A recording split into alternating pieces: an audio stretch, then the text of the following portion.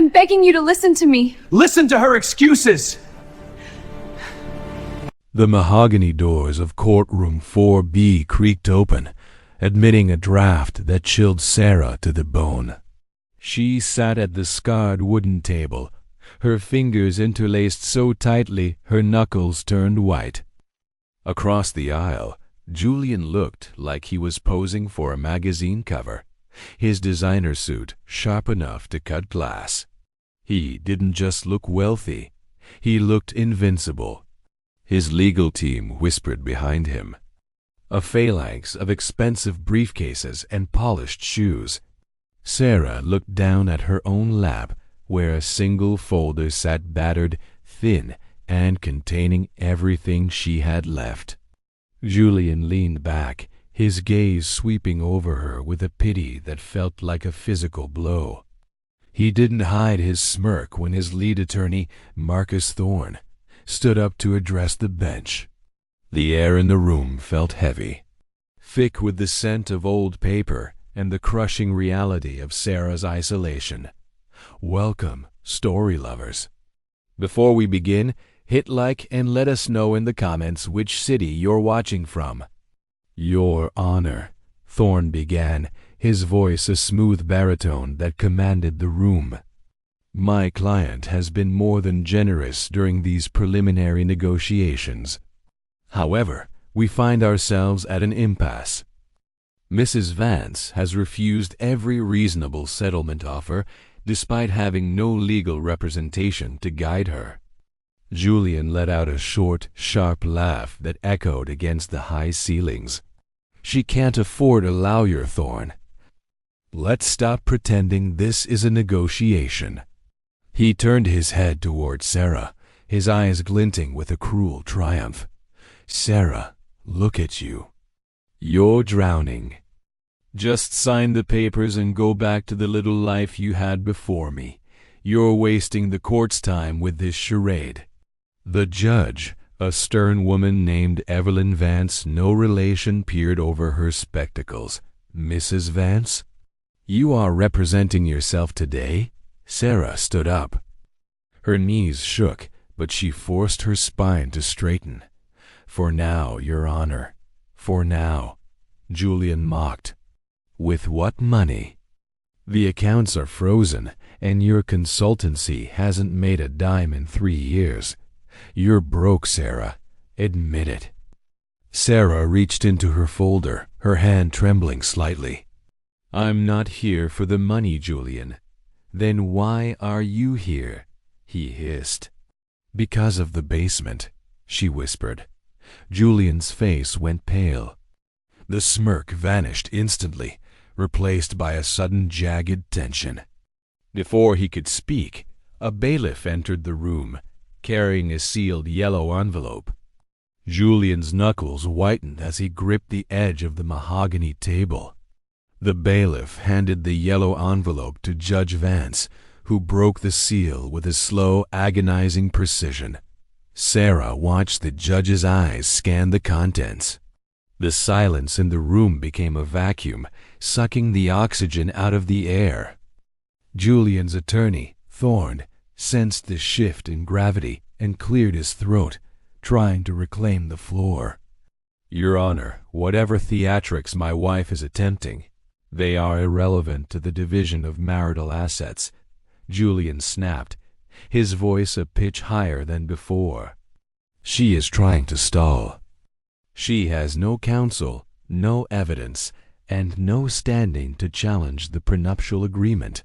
Sarah didn't look at him. She kept her eyes fixed on the judge. The basement wasn't just for storage, Julian. You told me never to go down there because the foundation was rotting.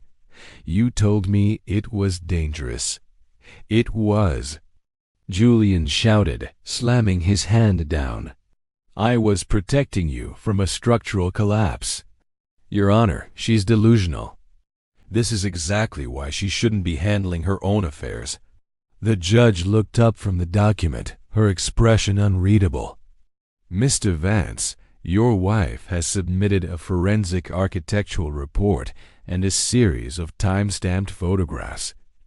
They don't show a rotting foundation. They show a secondary office.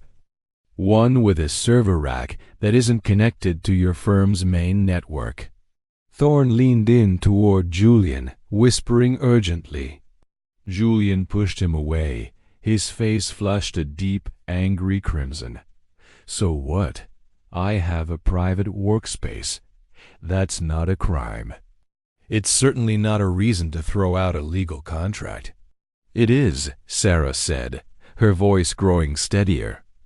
When that workspace contains the ledgers for the shell companies you used to drain our joint accounts before you filed for divorce. You didn't think I'd find the key in the lining of your old golf bag, did you? Julian lunged forward, but the bailiff moved instinctively toward him. You stole from me. Julian screamed. If this story is touching your heart, subscribe now. More real, powerful moments like this are coming, and the next one is unforgettable. I took what was mine, Sarah replied. And I found so much more. Julian's laughter was jagged, a sound of pure desperation masquerading as arrogance. Ledgers? Photographs?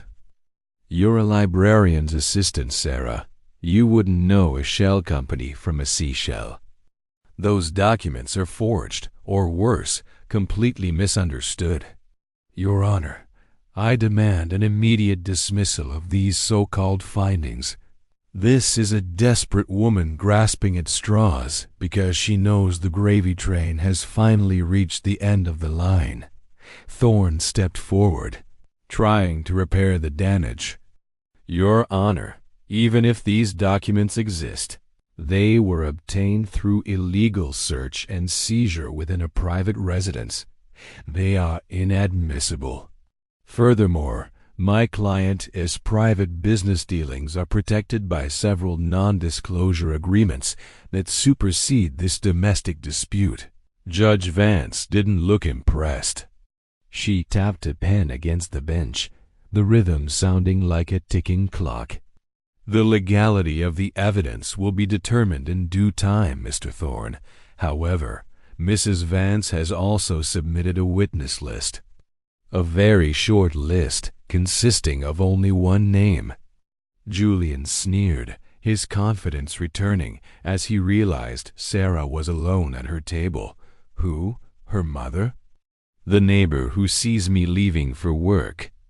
Whoever it is, they can't afford to stand against my legal team. I'll bury them in depositions before they can finish their first sentence. Sarah finally turned to look Julian directly in the eyes.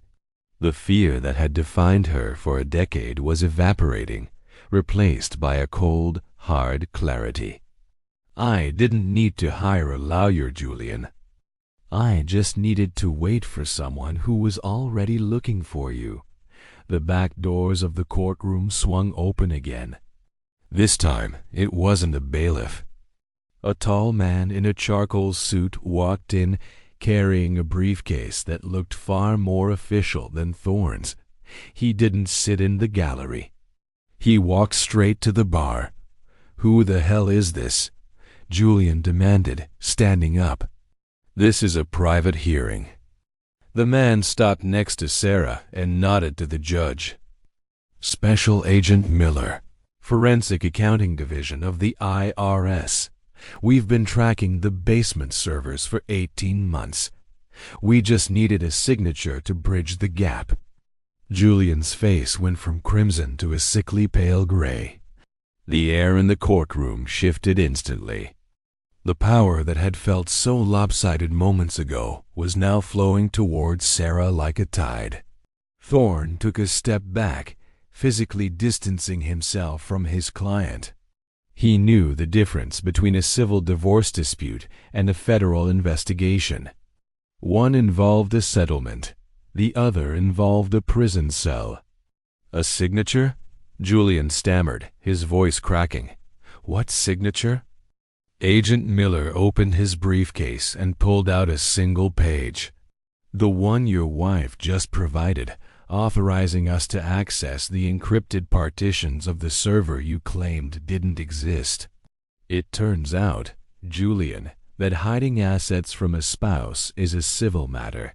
Hiding them from the federal government is a felony. Sarah stood up, her voice calm and resonant. For the first time in years, she didn't feel like a shadow in her own home. You mocked me for not having a lawyer, Julian. You were right. I couldn't afford one. But I could afford a stamp to mail these files to the authorities. I don't need a legal team to tell the truth. I just needed the courage to stop being afraid of you. The judge leaned forward, her gaze piercing. Mr. Vance, in light of this intervention, I am freezing all your personal and corporate assets indefinitely. I am also granting Mrs. Vance's request for an immediate protective order and temporary, full control of the marital estate pending the outcome of the federal investigation. Julian sank into his chair, the invincible man finally broken. He looked at Sarah, but she was already turning away. She didn't need to see his defeat to feel her victory. She picked up her thin folder, the one he had laughed at, and walked toward the exit. As she reached the doors, she paused and looked back at the man who had tried to erase her. "You said I was drowning, Julian," she said softly, her words carrying through the silent room. "But you were the one who forgot to check how deep the water was. Cruelty is loud, but justice is quiet." Sarah walked out of the courtroom and into the sun.